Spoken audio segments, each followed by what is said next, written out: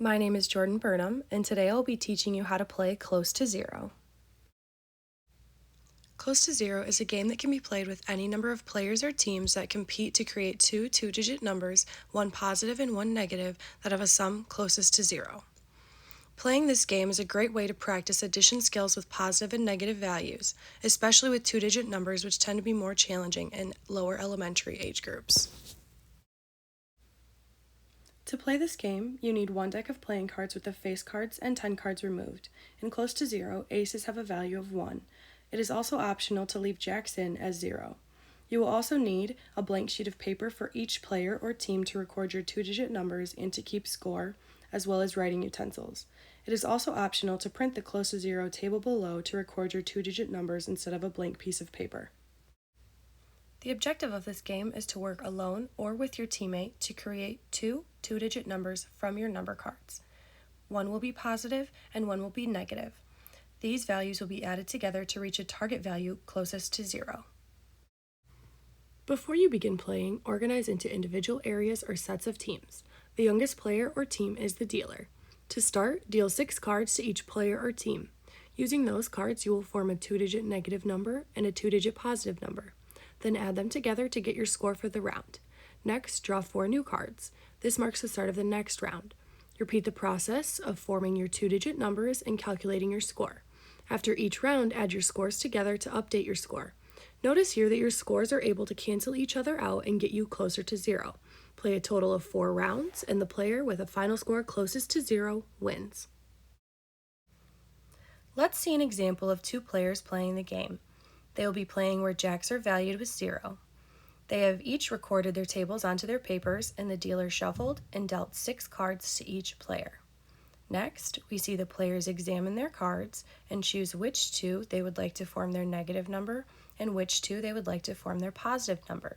The player on the left chooses to create a negative 68 and a positive 70, leaving them with a score of 2 after the first round.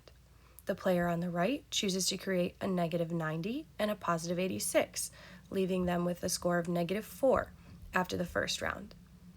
The players then discard the cards they used and draw 4 new cards.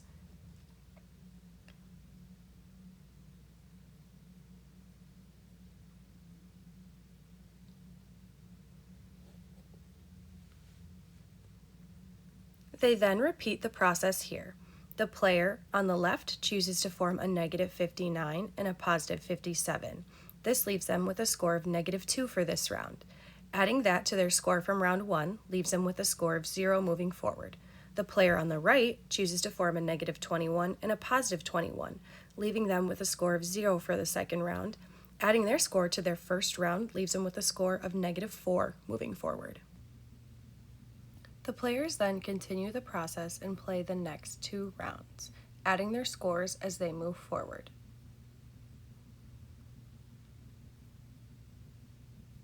We see that at the end of round 3, the player on the left creates a score of positive 2, and the player on the right creates a score of positive 2 as well.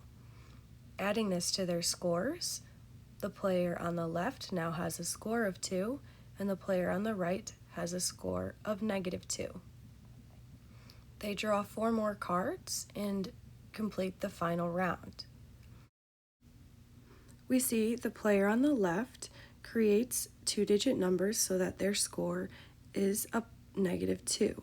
This leaves them with the final score of 0. The player on the right creates two-digit numbers to leave them with a score of 0. This means their final score is negative 2. Comparing these scores, the player on the left wins. There are a few important things to notice from the example of the game. First, notice that in round 2, the player on the left chose to create a two-digit number that have a sum of negative 2 so they could get their overall score closer to 0. This is a strategy that is useful to do throughout the game. Similarly, in round 2, the player on the right did not have any cards to offset their score. Instead, they chose to form two-digit numbers with a sum of 0. This is also a strategy that can be helpful during this game.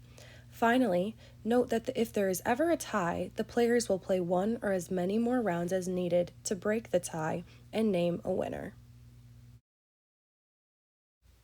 There is one other variation of this game.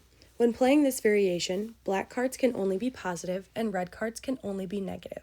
One key aspect of this variation is that if a player only has one black or red card, then this card is the value of their number for that round.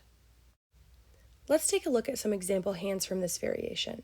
If a player or team was dealt the hand on the left, they would need to play the cards such that there are 2 black cards creating a negative 2-digit number on the top and 2 red cards creating a positive 2-digit number on the bottom. Similarly, if you have one card of one color, like in the cards dealt on the right, they would have to play them like this, with the top negative number being just a 9 and the bottom number being a 2-digit number from the red cards. Similarly, if a player does not have any cards of one color, then the value of that 2-digit number is 0 for that round.